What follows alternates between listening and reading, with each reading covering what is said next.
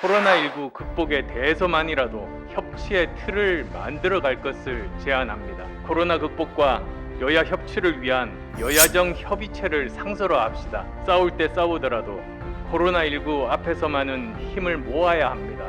정부 여당은 야당과 국민께 손을 내미십시오.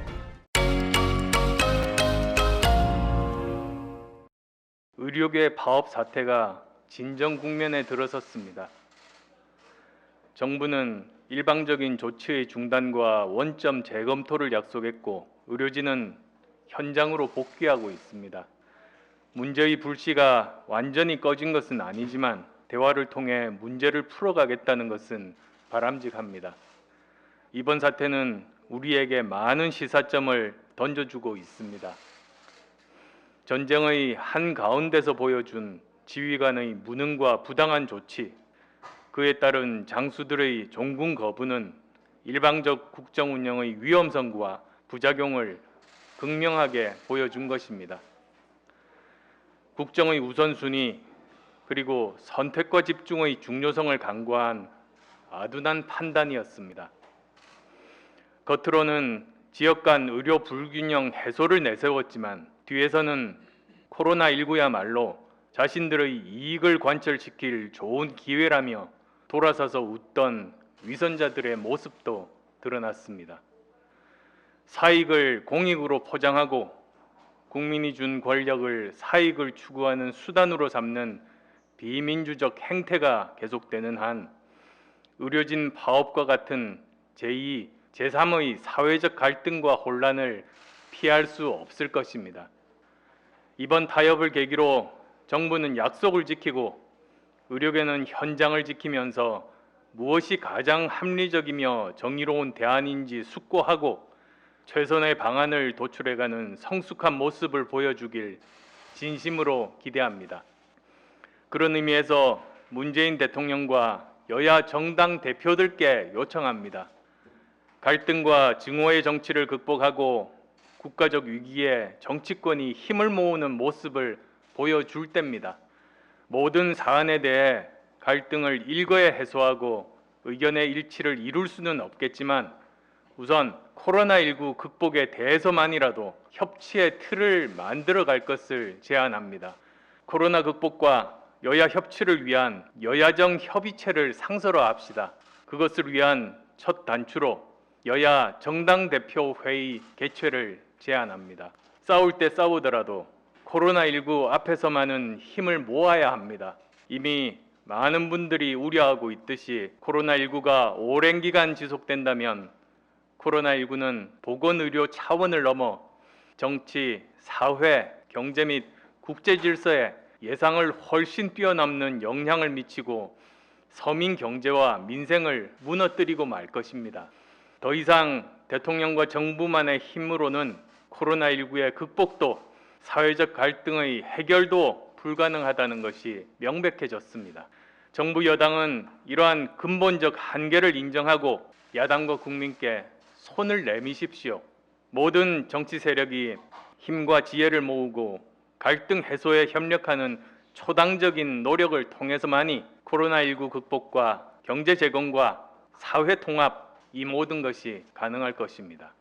야당도 이 정권의 반민주적이고 독선적인 국정 운영과 정책 실패에 대해서는 단호하게 반대하고 싸워야 하지만 코로나19 문제에 대해서만은 전향적인 인식과 태도를 가져야 합니다. 상대에게 손을 내미는 것이 부끄러운 것이 아니라 해결도 못하면서 현안을 깔고 앉아 뭉개는 무책임과 무능함이 부끄러운 것입니다. 무엇보다도 힘을 모으기 위해서는 지금 상황은 어떤지, 문제는 무엇인지에 대한 폭넓은 정보의 공유가 필요하지 않겠습니까?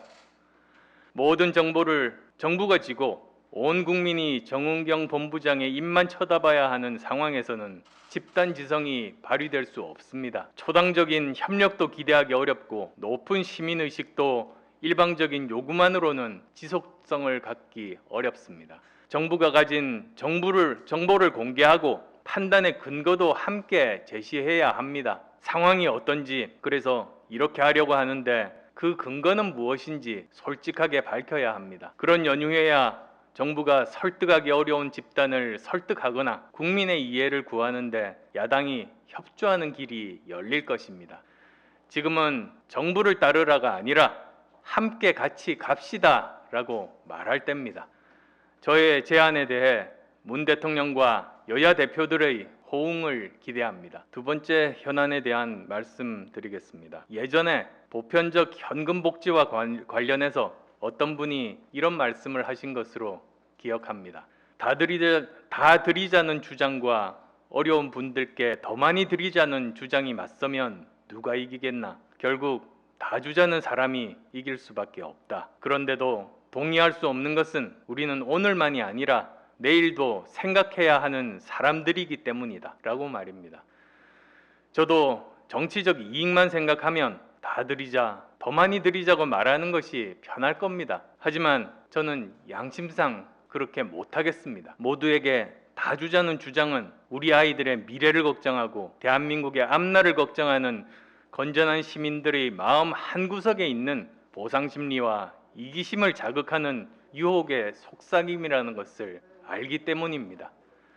오직 농사를 포기한 농사꾼만이 겨울 동안 소를 잡아먹습니다. 이재명 지사님은 국민들이 가난보다 불공정에 더 분노한다고 말씀하셨습니다. 맞는 말씀입니다. 하지만 10만 원 받고 안 받고 이전에 더 크게 분노하고 있는 불공정이 만연합니다. 만원 지하철에 시달리고 하루 종일 상사 눈치 보며 힘들게 벌어서 받은 월급, 그 월급으로 낸 세금이 나보다 어려운 사람을 위해 쓰여지는 확신이 없는 것, 그것이 불공정입니다.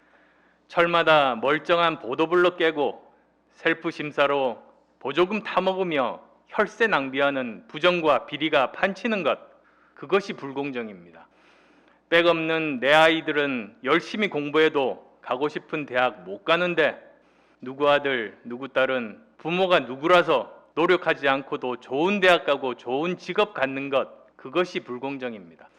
지금 우리가 해야 할 일은 다 드리자, 구분해서 드리자고 두고 논쟁하기 이전에 힘없는 국민들에게서 희망을 뺏는 이런 거대한 반칙과 특권, 불공정을 타파하는 일입니다. 이 정권 여러 핵심 인사들의 반칙과 특권, 불공정 행위에 대해 침묵하면서 불공정을 말씀하시는 것은 앞뒤가 맞지 않다고 생각합니다. 이재명 지사님께 부탁드립니다. 우리 안의 작은 이기심을 자극하고 선동하기보다 어려운 분들의 삶의 질에 더 집중해 주십시오. 어려운 분들께 정책의 초점을 맞추어 좀 더 나은 분들의 삶에 비해 너무 기울어지지 않도록 노력합시다. 조금 나은 분들께 이해하고 참자고 함께 호소합시다. 세금을 내는 분들은 벌을 받는 것이 아니라 우리 공동체를 위해 공헌한다는 자부심을 느낄 수 있도록 만들어 갑시다. 각자 도생의 사다리가 아니라 모두가 같이 설 수 있는 튼튼한 디딤돌을 함께 만들어 갑시다. 시장으로 도지사로서 국민의 가장 가까이에서 보고 듣고 느끼신 것들을 대한민국의 지속 가능한 미래를 위해 써주시기를 부탁드립니다.